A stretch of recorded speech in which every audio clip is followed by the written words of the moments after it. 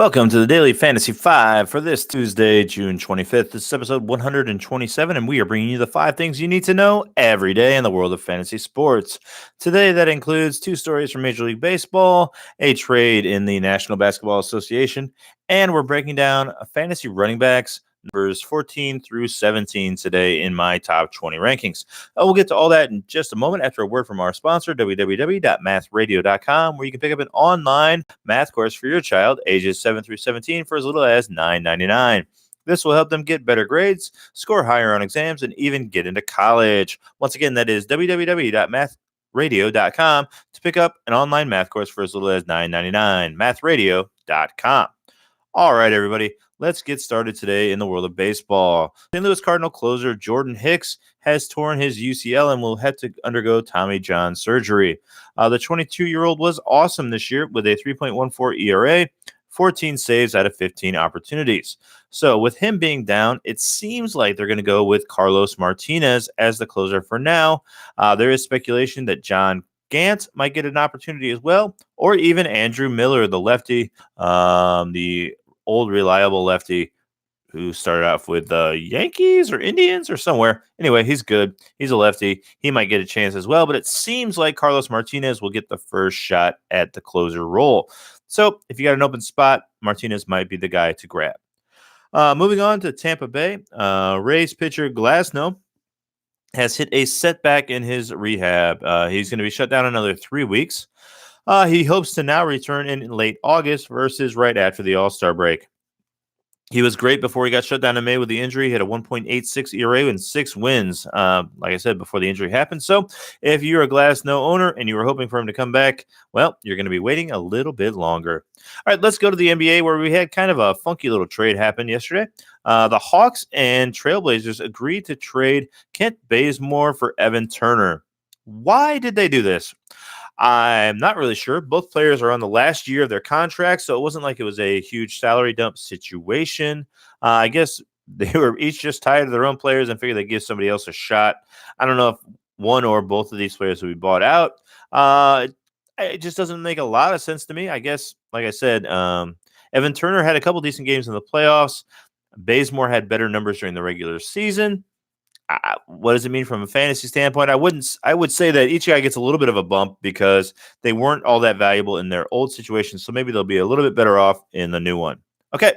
That's it for the fantasy news of the day. Let's move over to fantasy football. We're talking wide receivers 14 through 17. We'll be starting with number 17, AJ Green today. He finished last season as the 39th wide receiver after he went down in week 8 with an injury. So a lot of people have him a lot higher than I do. Let's go through it. He's played exactly 16 games in exactly half of his professional football seasons, right? So that means half the time he doesn't play a complete season. All right. In the years where AJ plays 16 games, he's certainly effective. However, in the past 5 years, he hasn't come close to replicating his amazing rookie season numbers. For example, in 2017, his last healthy season, he played 16 games. His catch percentage was only 52.4. He only piled up 1,078 yards, and he had only 8 touchdowns. Compared to his rookie campaign of 2013, he caught 55% of his targets. He had 1,426 yards and 11 touchdowns. So even when he's playing a full season, his numbers are a far cry from when he was a rookie. Now, what is going into that? Is he slowing down with his old age? Is the quarterback play gotten worse? It certainly shouldn't get any better this year with either the redhead or the rookie, throwing the ball. So you can't count on improved quarterback play. I can't explain why the numbers have decreased, but they have. Green apologists would argue that he was on his way to a 1,200-yard season last year with 10 touchdowns before the injury. But you know what? It might have been true, but he still got hurt. Just like in 2016, just like in 2014, the guy gets hurt all the time. There's just way too much volatility to draft Green as the 14th wide receiver this year. I would be more surprised by a top 10 finish than if he finishes outside the top 25. Now, I still have him ranked at number 17. He does have upside, if he's a 1,200-yard and 10 touchdown receiver, then he's giving you great value, right? but I'm not drafting that at number 14 or 13 like he's going in ADP. I want him, if I get him, which I'm not going to, much, much later as like the 17th, 18th wide receiver on my list, not number 13 or 14. So I have AJ Green a little bit lower than most people do. At number 16, somebody I like a lot better is Chris Godwin. Godwin finished 24th. I'm sorry, Goodwin finished 24th last year. He is another of my third-year wide receivers that I love in fantasy. He's on a very similar path to Corey Davis, except he already saw that spike in touchdowns that we're hoping for from Davis. He managed to score 7 touchdowns last year on 95 targets and 59 receptions. That's a very, very productive season. There's 2 problems with Godwin, though. First, he's being drafted rather high. He's the 23rd wide receiver taken in ESPN. That doesn't leave much meat on the bone to pick up any extra value. Additionally, he'll always be second in targets behind Mike Evans, so that also caps his value a little bit. Evans was targeted 139 times versus 95 targets for Godwin. So that being said, I still think Godwin has a wide receiver 2 value, and he hasn't missed a game yet in his career, so he's very reliable. We saw his workload nearly double from year 1 to year 2, and he actually has shown the ability to get in the end zone. And Tampa Bay defense should be, oh my gosh, just absolutely pathetic, leading to a lot of room in the passing game. So he should get targets. Hopefully he gets around at least 100 targets this year. You would hope that his targets would increase. But again, with another wide receiver that's just clearly better than him and Evans, the ceiling is a little bit lower for Chris Godwin than it is for some of these other guys who are the number 1 targets on their team. But still, I think he's a solid wide receiver, number 2 in all fantasy formats. Okay, number 15 is a Los Angeles Ram. We're talking about Woods here. Robert Woods, he had a career year in 2018. He put up 1,219 yards, 86 receptions on 130 targets. Very nice. And he had 6 touchdowns. Every one of those stats was a career high for Robert Woods. We spoke yesterday about the Cooper Kupp injury. So, of course, it might have played into the role or the opportunities for Woods, but his numbers didn't really show it. They didn't change much after the injury in week 8. The targets were there all season for Robert Woods, but he didn't have a 100-yard game after week 8, despite having 2 more. He had 4 total double-digit target games. In the first 2, he had 100 yards each, and then in the last 2, he did not. So it's kind of surprising that you never saw that production later on in the season.